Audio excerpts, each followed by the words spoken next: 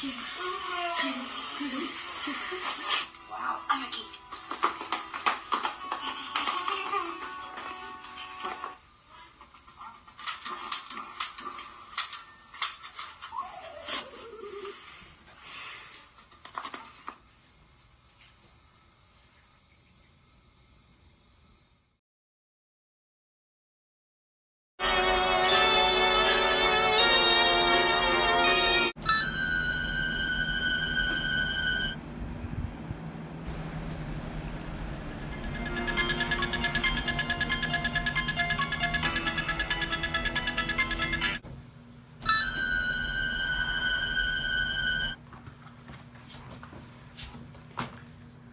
Spider-Man 3 review will have to wait.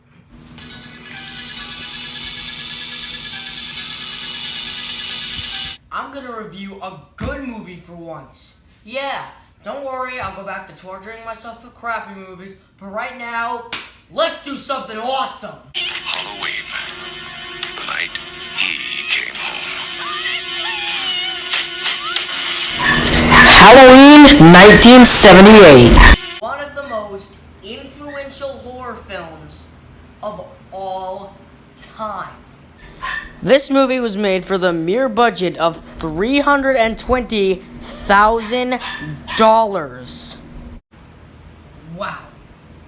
I mean, hell, even back in 1978, that budget was way too low to make a movie. But with John Carpenter's brilliant as hell filmmaking skills, he was able to make this crappy little $320,000 movie look like it was made for millions. And because of the small budget, many of the props and costumes had to be either made cheaply as possible or bought. And probably the most famous prop in the movie is the Michael Myers mask. I'm not even kidding. The Michael Myers mask was literally a William Shatner Captain Kirk Star Trek mask. And all they had to do was literally mess with the hair, widen the eye holes, and spray paint the whole mask white. And that created one of the most iconic characters in film history. So now, let's get into John Carpenter's horror classic, Halloween. Oh, and before any of you ask, I'm not putting this on for the whole review. You know what? How about it for a few seconds? There you go. Now, let's get to the movie.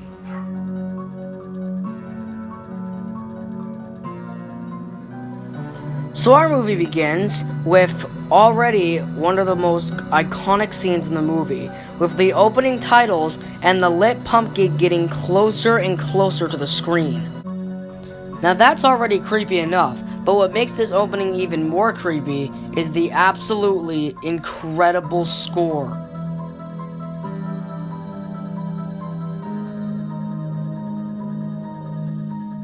Seriously, once you hear this movie's score, you will never get it out of your head. Okay, so we actually start in the movie in Halloween night 1963, where a young Michael Myers is heading to his house to kill his sister. So he goes into the back door and into the kitchen and grabs himself a kitchen knife. He then goes upstairs, grabs himself a clown mask, and succeeds in killing his sister. Mother and father then just somehow coincidentally return home. Michael? And take off his mask.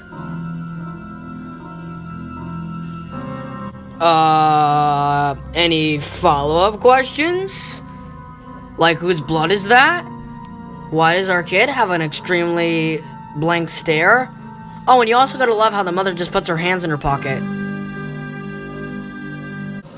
We then cut to Smiths Groves, Illinois, where it's already 15 years later, where we meet up with Michael Myers psychiatrist, Dr. Sam Loomis, played by the late great Donald Pleasance. Okay, so Michael escapes, and he attacks the nurse.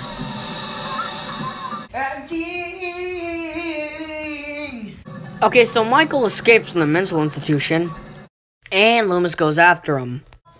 We then meet our main lead of the film, Laurie Strode, played by Jamie Lee Curtis. Laurie then meets up with Tommy Doyle, the little boy that she will be babysitting later in the film. Laurie then goes to drop off a key at the Myers house, but a certain someone sees her.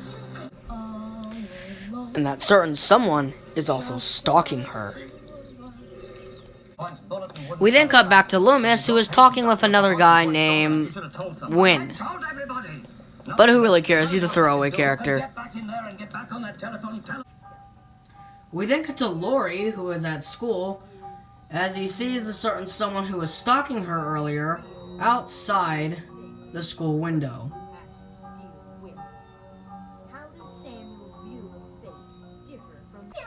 We then cut to Tommy as he is getting bullied.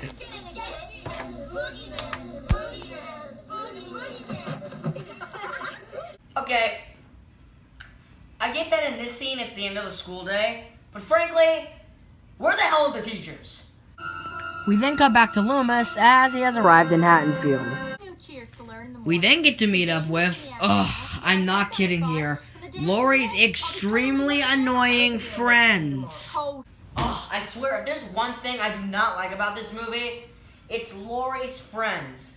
They are so annoying. Linda, because her basic character trait in this movie is to say, totally. Which would be fine if she only said it a few times, but guess what? She says it way too much. Totally wiped out. I don't think you have enough to do tomorrow. Totally. We then get to meet up with Laurie's second annoying friend, Annie, and this one takes the cake. And why does Annie take the cake? Because she's so freaking dreadful. And I do mean dreadful. Michael Myers then drives by Laurie, Linda, and Annie, and then we get this extremely crappy joke.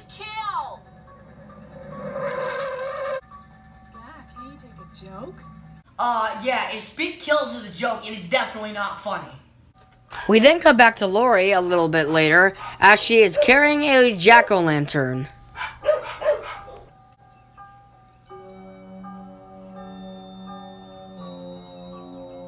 I swear, as good as this movie is, half of this movie is just John Carpenter messing around with his keyboard. Annie then picks up Laurie in the car, as we then cut back to Loomis and some old guy, he really doesn't have a purpose in the movie, as they find out that Michael has stolen his sister's gravestone. We then cut back to Laurie and Annie as they find out that a hardware store has been robbed. What happened? Well, all they took was some Halloween mask, rope, and a couple of knives. Loomis then meets up with the sheriff because even though Loomis is Michael Myers' psychiatrist, Loomis needs help trying to find Michael Myers. Seriously, why the hell can't Loomis search for Michael himself? And now, finally, after 30 freaking minutes, it's nighttime. We then cut back to Loomis and Sheriff Brackett, as we then get Loomis's iconic speech about Michael Myers. And you know what? This speech is awesome. I met this 6-year-old child with this blank, pale, emotionless face, the blackest eyes, the devil's eyes. I spent 8 years trying to reach him, and then another 7 trying to keep him locked up. I realized that what was living behind that boy's eyes was purely and simply evil. So we cut back to Laurie as she's babysitting Tommy Doyle. Eventually, Annie wants to go pick up Paul, so he takes Lindsay over to Tommy Doyle's house. And we get a jump scare from Michael Myers. Eventually, she gets in the car, and then Michael Myers chokes her to death, and then slices her throat open. We then get this whole scene where Tommy tries to tell Laurie that the boogeyman's outside, but Laurie doesn't believe him. If you don't stop all this, I'm going to have to turn off the TV and send you to bed. Nobody believes me. I believe you, Tommy. We then get this scene where Loomis tells Sheriff Brackett another awesome speech. Death has come to your little town, Sheriff. Eventually, the Totally Girl, Linda, and her boyfriend Bob arrive at Lindsay's house. Eventually, Bob dies when Michael nails him to the wall with the butcher's knife.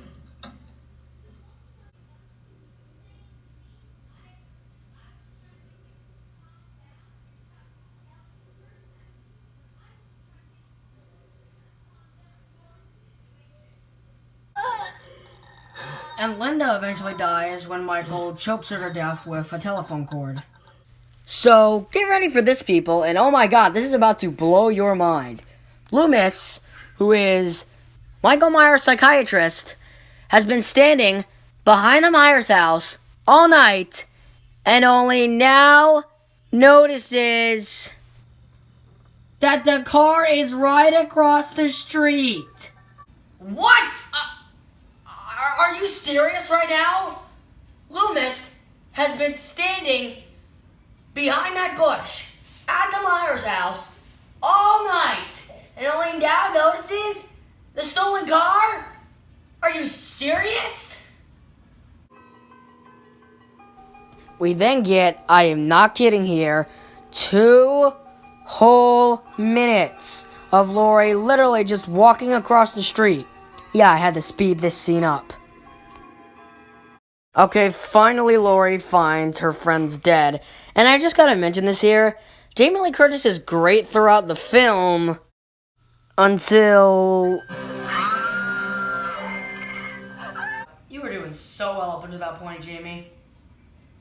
So well. Eventually, Michael finds Laurie and stabs her in the shoulder of all places. And Laurie falls down the stairs and, I guess, breaks a bone. Okay, so Laurie finally gets back out of the house and literally runs across the street screaming for help.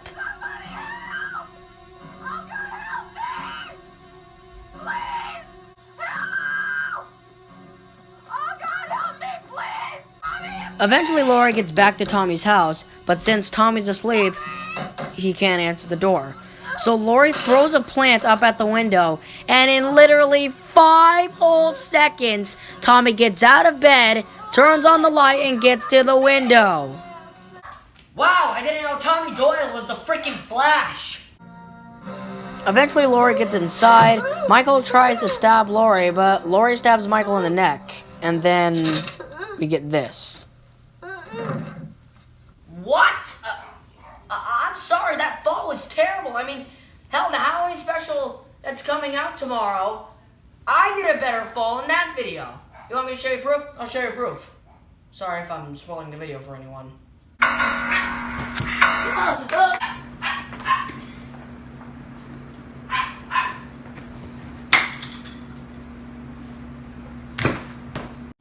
You see? But apparently, Michael Myers is still alive. Ooh. Laurie then hides in the closet, of all places, and Michael Myers breaks through. Laurie then gets a coat hanger and stabs Michael in the eye.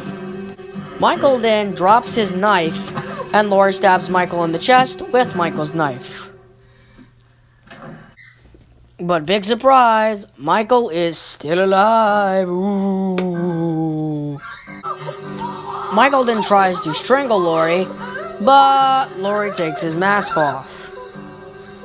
Loomis then finally comes in and shoots him.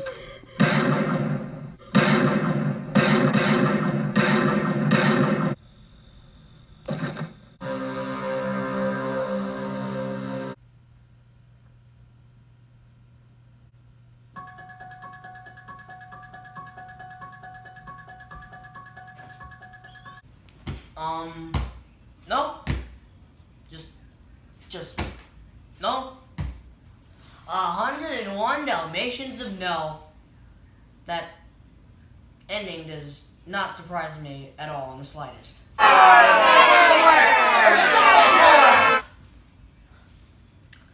Let me explain. If Michael can survive a needle to the neck, a coat hanger to the eye, and a knife to the chest, then how would he not be able to survive 6 measly bullets?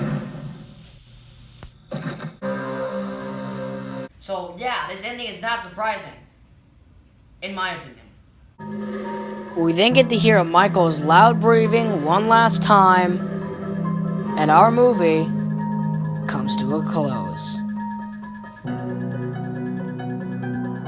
That, my friends, was Halloween 1978.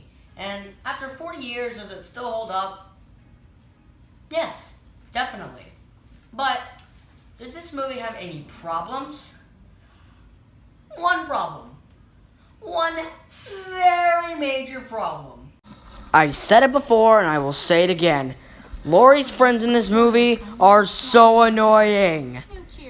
Linda, because her basic character trait is to say totally a lot, and she says it way too much in the movie. And Annie, because she's freaking dreadful, and I mean dreadful. But other than Annie and Linda being completely annoying, Halloween 1978 is an absolute classic. So, thank you guys for watching the review, and yes, the Spider-Man 3 review will have to wait. But for right now, I'm off.